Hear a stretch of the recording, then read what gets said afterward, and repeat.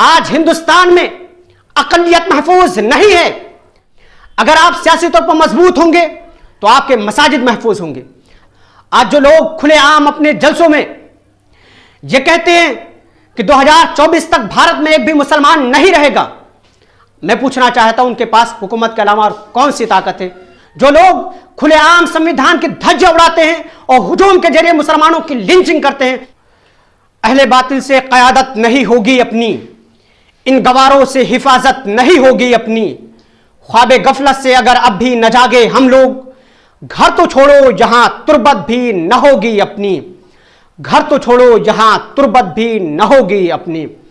मैं दोस्तों मैं रिफात अली खान, आज मैं बात कर रहा हूं मजलिस इत्तेहादुल मुस्लिमीन के सदर, हैदराबाद के एमपी बैरिस्टर असदुद्दीन अवैसी के बारे में। कतई नजर इसके कि असदुद्दीन अवैसी सियासत में कितने कामयाब हैं और वो सियासत में किस हद तक आगे जाएंगे, लेकिन उनकी जुरात, उनका अज़्म व इस्तिक़लाल, उनका अंदाज़ तखातुब, उनका आले हिम्मती और बेखौफी को बेअख्तियार सलाम करने को जी चाहता है कि अल्लाह ताला ने इस गए गुजरे दौर में भी ऐसे जवां मर्दों को रखे हुए हैं जो हक बात जालिमों के सामने कहने में किसी तरह का खौफ महसूस नहीं करते। अल्लाह के रसूल सल्लल्लाहु अलैहि वसल्लम फरमाते हैं कि सबसे अजीम जिहाद जालिम बादशाह के सामने हक बात कह देने के मिस्दाक बैरिस्टर असदुद्दीन अवैसी हैं, जिन्होंने हर मौके हर मोड़ पर इस्लाम का दामन थामे रखा और मलामत करने वाले की मलामत को पसे पुष्ट डाल दिया। उसकी दो बड़ी मिसालें मैं आपके सामने पेश करना चाहता हूं। तब्दील मजहब के उन्वान पर जब पार्लियामेंट में बहस हुई तो तमाम सेकुलर जबानें खामोश थी। उस वक्त पार्लियामेंट में एक ही आवाज गूंज रही थी, वो आवाज बैरिस्टर असदुद्दीन अवैसी की थी। असदुद्दीन अवैसी ये कह रहे थे, ये बजरंग दल और आरएसएस के लोग आपके लोग हैं, हम इनसे डरने वाले नहीं हैं, हम अपने मजहब पर चलेंगे और हमें जितना फक्र हिंदुस्तानी होने पर है इतना ही फक्र हमें मुसलमान होने पर भी है। ना ईसाई डरेंगे और ना मुसलमान डरेंगे, और आप लाख कोशिश कर लीजिए, हम अपना मजहब तब्दील करने वाले नहीं हैं। इस मुल्क को बचाना है, इस मुल्क को मजबूत करना है तो अपने जोकरों को रोको, तब जाकर यह मुल्क मजबूत होगा, बचे। पार्लियामेंट के अंदर असदुद्दीन अवैसी की हक गोई और बेबाकाना ललकार आए दिन मुशाहिदे में आती रहती है और हिंदुस्तान का एक बड़ा तबका असदुद्दीन अवैसी के ख्यालात और अफकार को अपनी तर्जुमानी से ताबीर करता है। दूसरी बड़ी मिसाल मैं आपके सामने पेश करना चाहता हूं कि 28 दिसंबर 2017 को जब पार्लियामेंट में पहला त्रिपत तलाक बिल पेश किया गया, त्रिपत तलाक बिल यह मुसलमानों से जुड़ा हुआ मसला था, इसलिए तमाम सेकुलर जबानें खामोश थी, तमाम सेकुलर जबानों पर ताले लगे हुए थे। उस वक्त बैरिस्टर असदुद्दीन अवैसी ने जिस हिम्मत और पामर्दी दलाइल और बराहीन से उसका रद्द किया वो काबिले दीद और काबिले मुलाहिजा था। असदुद्दीन अवैसी ने खूब जमकर उसकी मुखालिफत की और दलाइल और बराहीन से मुदल्लल गुफ्तगू की। बहरहाल उनकी बात आसमान वाले के यहां सुनी गई और बिल राज्यसभा में पास नहीं हो पाया। उस दिन असदुद्दीन अवैसी तने तनहा मोर्चा संभाले हुए थे।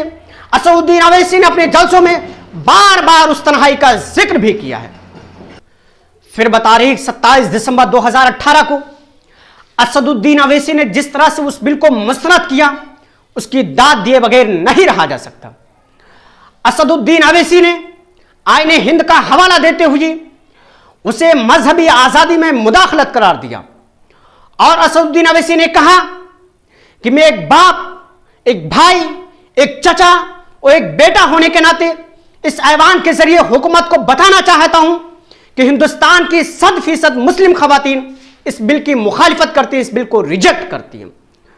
और असदुद्दीन अवैसी ने कहा आईने हिंद की दफा 14, 15, 26 और 29 के तहत जो मजहबी आजादी दी गई है यह बिल उसके खिलाफ है, इसलिए मैं इस बिल की मुखालिफत करता हूं। जहां पर मुसलमानों के मसाइल की बात है तो वहां पर सिर्फ बैरिस्टर असदुद्दीन अवैसी बोलेंगे और तमाम सेकुलर जबानें खामोश रहेंगी।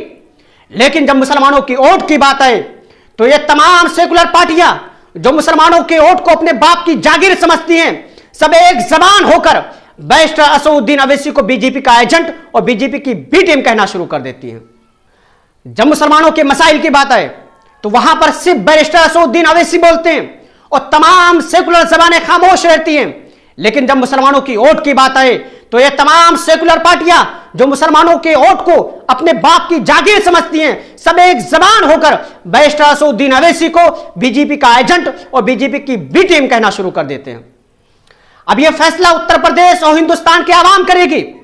जो उनके मसाइल पर बोलता है वो उनका सियासी कायद होगा या ये सेकुलर लोग। आज हिंदुस्तान में अकलियत महफूज नहीं है, इसलिए कि वो सियासी तौर पर मजबूत नहीं है।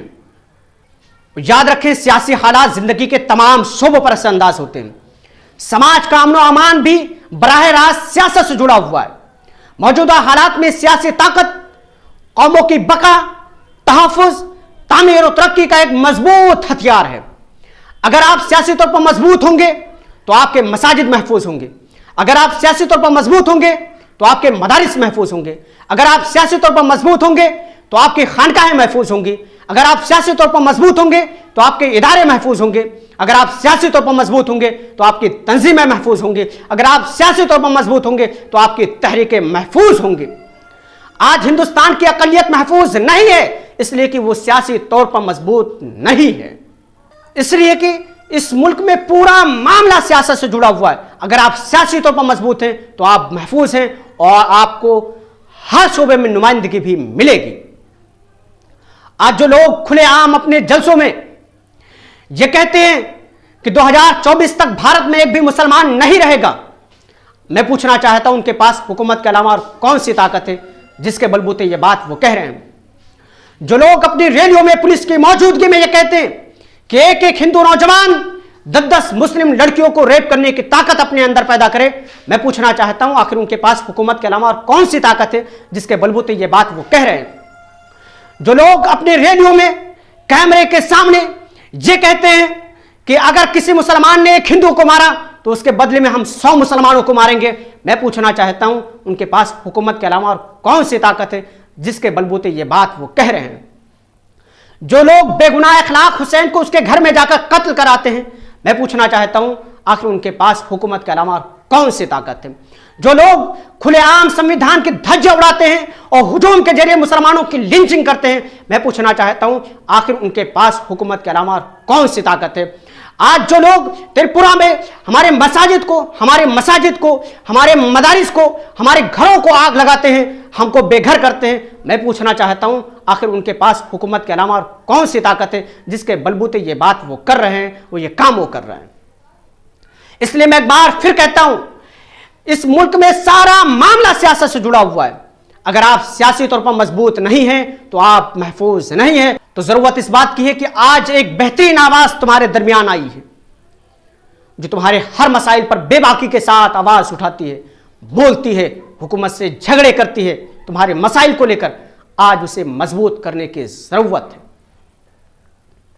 बहुत से लोगों ने सोशल मीडिया के हवाले से मुझसे सवाल किया कि उत्तर प्रदेश का इलेक्शन करीब आ रहा है, आपकी जाती राय क्या है कि मजलिस-ए-इत्तेहादुल मुस्लिमीन और समाजवादी पार्टी का गठबंधन होना चाहिए कि नहीं होना चाहिए, इस पर आपकी जाती राय क्या है। तो मैं आपको बताना चाहता हूं, मेरी जाती राय यह है कि उत्तर प्रदेश के इलेक्शन में मजलिस-ए-इत्तेहादुल मुस्लिमीन और समाजवादी पार्टी का गठबंधन होना चाहिए। अगर मजलिस-ए-इत्तेहादुल मुस्लिमीन और समाजवादी पार्टी का गठबंधन होता है तो अखिलेश यादव को मुख्यमंत्री बनने से कोई नहीं रोक सकता। अगर यह गठबंधन नहीं होता है तो अखिलेश यादव जी का मुख्यमंत्री बनना बहुत मुश्किल हो जाएगा। अगर गठबंधन नहीं होता है तो दोनों पार्टियों का नुकसान तो होगा ही, लेकिन सबसे ज्यादा नुकसान जो होगा वो उत्तर प्रदेश की आवाम का होगा। अब मैं अपने तमाम नाज़रीन से अर्ज करना चाहता हूं कि आप कमेंट बॉक्स में अपनी राय जरूर दें कि मजलिस-ए-इत्तेहादुल मुस्लिमीन और समाजवादी पार्टी का गठबंधन होना चाहिए कि नहीं होना चाहिए। आप कमेंट बॉक्स में अपनी राय जरूर दें। आपकी राय हमारे लिए बहुत मायने रखती है।